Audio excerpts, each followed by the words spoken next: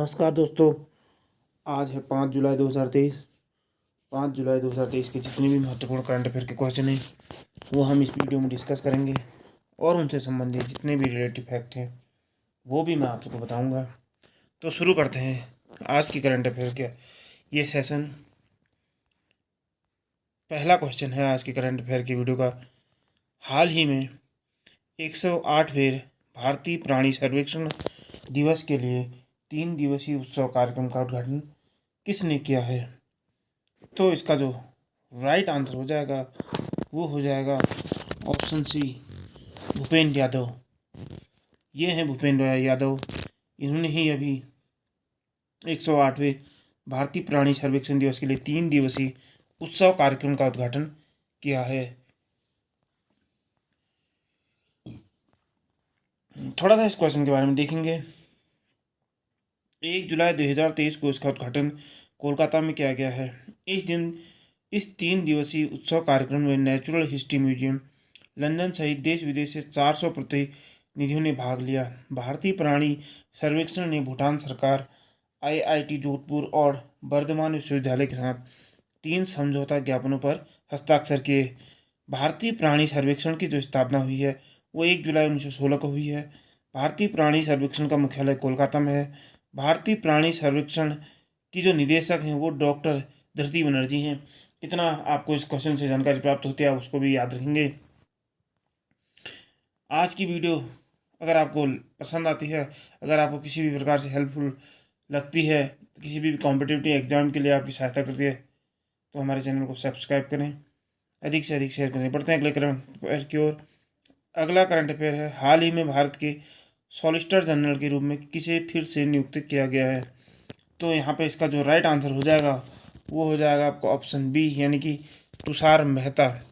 तुषार मेहता को एक बार फिर से भारत के सॉलिसिटर जनरल के रूप में नियुक्त किया गया है। ये हैं तुषार मेहता। केंद्र सरकार ने तुषार मेहता को 3 साल के लिए फिर से भारत का सॉलिसिटर जनरल नियुक्त किया है। तुषार मेहता को अक्टूबर 2018 में सॉलिसिटर जनरल नियुक्त किया गया था।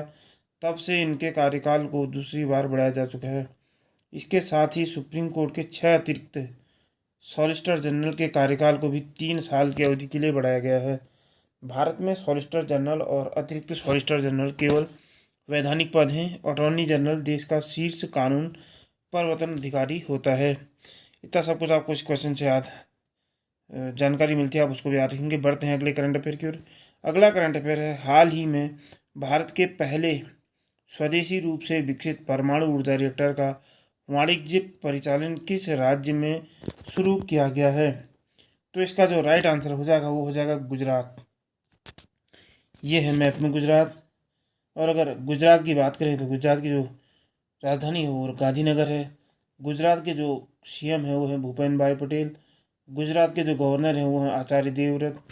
गुजरात के अगर हम नेशनल पार्कों की बात करें तो गिर नेशनल पार्क यहाँ पे है, वनसदा नेशनल पार्क यहाँ पे है, वेलादार नेशनल पार्क यहाँ पे है, मरीन राष्ट्रीय उद्यान यहाँ पे है और कच्छ का रण यहाँ पे है। तो थोड़ा सा इस क्वेश्चन के बारे में डिटेल में देखेंगे।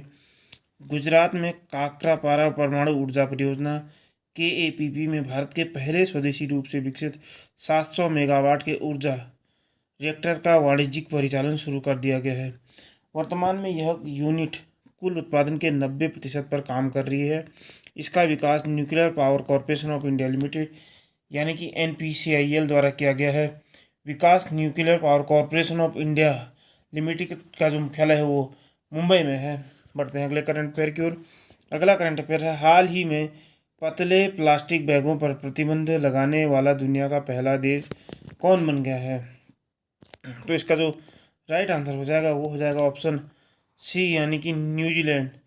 न्यूजीलैंड पहला देश बन चुका है। तो न्यूजीलैंड की जो कैपिटल है वेलिंगटन है।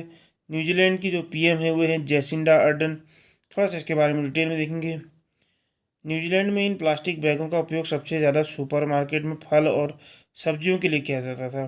न्यूजीलैंड सरकार एकल उपयोग प्लास्टिक के खिलाफ चलाए जा रहे अभियान का विस्तार कर रही है, जिसे 2019 में शुरू किया गया था।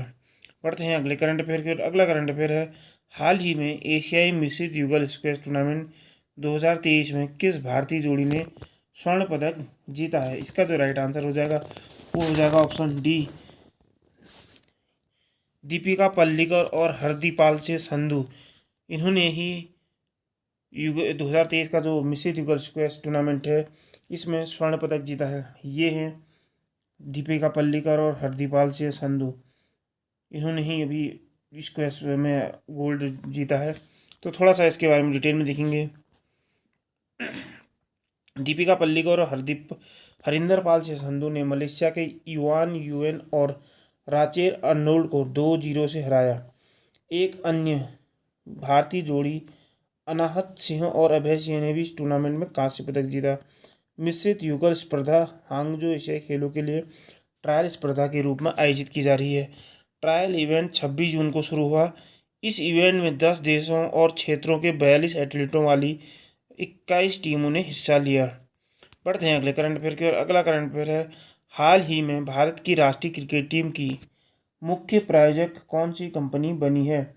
तो इसका जो राइट आंसर हो जाएगा वो हो जाएगा आपका option B, dream 11। Fantasy gaming company dream 11 3 साल के लिए भारत की राष्ट्रीय क्रिकेट टीम की मुख्य प्रायोजक बना है। ड्रीम 11 ने भारतीय टीम के मुख्य प्रायोजक के रूप में बाईजूस की जगह ली है, यानी कि इससे पहले जो था बाईजूस ही था। मार्च 2023 में बाईजूस के साथ अनुबंध समाप्त होने के बाद बीसीसीआई ने नए प्रायोजक के लिए आवेदन आमंत्रित किए थे। ड्रीम 11 एक भारतीय फैंटेसी स्पोर्ट्स कंपनी है। इसकी स्थापना 2008 में हर्ष जैन और भावित सेठ ने की थी। बढ़ते हैं अगले करंट अफेयर की ओर। अगला करंट अफेयर है, हाल ही में राष्ट्रीय ग्रैंड प्रिक्स फार्मूला 1 चैंपियंस 2023 का टाइटल खिताब किसने जीता है?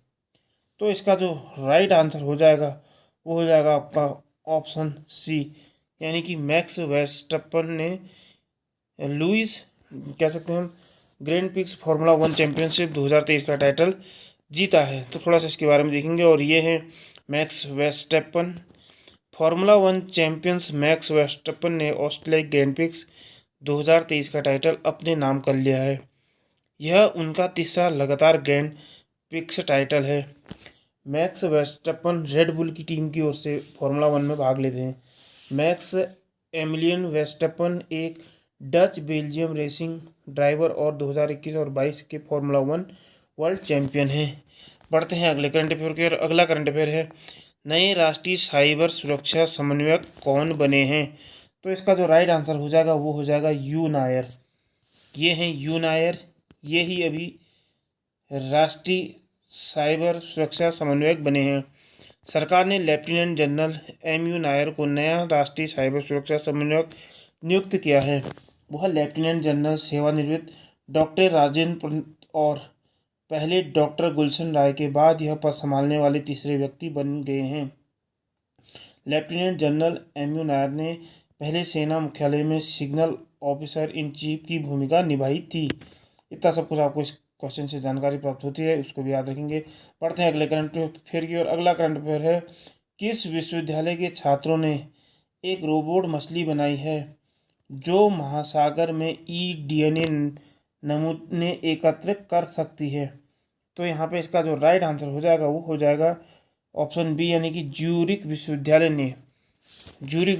ने एक रोबोट मछली बनाई है जो महासागर में ई-डीएनए नमूने एकत्र कर सकती है। और अगर बात करें यहाँ पे ज्यूरिख विश्वविद्यालय की, तो इसकी जो स्थापना हुई थी वो हुई थी 1833 में। इसके जो अभी प्रेसिडेंट हैं करंट में वो है माइकल सैपमैन। अगर अब बात की जाए यहाँ पे छात्रों की संख्या, तो यहाँ पे 25,732 छात्र अभी हैं।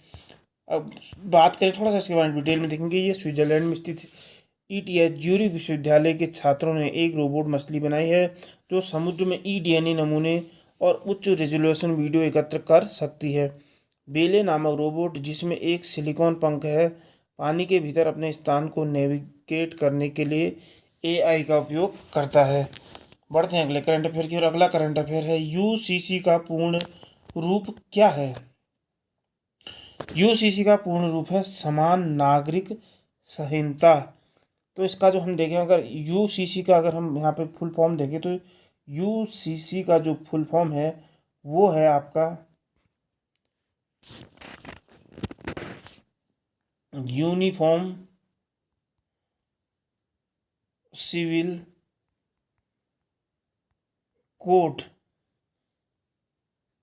यूनिफॉर्म सिविल कोड इसका फुल फॉर्म है। तो इसके बारे में थोड़ा सा डिटेल में देखेंगे। यूसीसी सभी धर्मों के लोगों के लिए व्यक्तिगत कानूनों का एक समान कोड रखने का विचार है। व्यक्तिगत कानूनों में विरासत, विवाह, तलाक, बच्चे की अभिरक्षा और गुजारा भत्ता के पहलू शामिल हैं। भारतीय संविधान में अनुच्छेद 44 में उल्लेख किया गया है कि राज्य को भारत के पूरे क्षेत्र में नागरिकों के लिए एक समान नागरिक संहिता सुनिश्चित करने का प्रयास करना चाहिए। बढ़ते हैं अगले करंट अफेयर को। अगला करंट अफेयर है, किस दिन को संयुक्त राज्य अमेरिका का स्वतंत्रता दिवस कहा जाता है, या किस दिन अमेरिका अपना स्वतंत्रता दिवस मनाता है? तो इसका जो राइट आंसर हो जाएगा वो हो जाएगा आपका ऑप्शन बी, यानी कि 4 जुलाई को अमेरिका अपना स्वतंत्रता दिवस मनाता है। जुलाई की 4 तारीख को सार्वजनिक अवकाश होता है और इसे संयुक्त राज्य अमेरिका में स्वतंत्रता दिवस भी कहा जाता है, जो जुलाई 1776 को स्वतंत्रता की घोषणा को अपनाने की याद दिलाता है, जिसने मूल उपनिवेशों की घोषणा की थी ब्रिटिश शासन से मुक्त होने में। बढ़ते हैं अगले करंट अफेयर की ओर। अगला करंट अफेयर है, हाल ही में किसको ऑडी कंपनी ने मैनेजिंग बोर्ड के नए सीईओ के रूप में नियुक्त किया है? तो इसका जो राइट आंसर हो जाएगा वो हो जाएगा आपका ऑप्शन, देखेंगे यहाँ पे सी, यानी कि लुइस नहीं। इसका जो राइट आंसर हो जाएगा वो हो जाएगा आपका ऑप्शन ए, गर्नोट डॉलनर, यानी कि गर्नोट डॉलनर को ऑडी कंपनी ने मैनेजिंग बोर्ड के नए सीईओ के रूप में नियुक्त किया है। हाल ही में ऑडी कंपनी ने गर्नोट डॉलनर को मैनेजिंग बोर्ड के नए सीईओ के रूप में नियुक्त किया है। गर्नोट डॉलनर एक अनुभवी उद्योगपति हैं और उन्होंने पहले ही अपने व्यापारिक क्षेत्र में महत्वपूर्ण भूमिकाओं को संभाला है। उनकी नई नियुक्ति के माध्यम से ऑडी कंपनी उनके नेतृत्व में आगे बढ़कर वाहन उद्योगों में नए उत्पादों और तकनीकी नवीनीकरण को प्रोत्साहित करने की उम्मीद करती है। बढ़ते हैं अगले करंट अफेयर पे। अगला करंट अफेयर है, आर्थिक तंगी से भर्ती के लिए पाकिस्तान ने, यानी कि आर्थिक तंगी से भर्ती के लिए पाकिस्तान ने कराची पोर्ट को किस देश को लीज पर दिया है?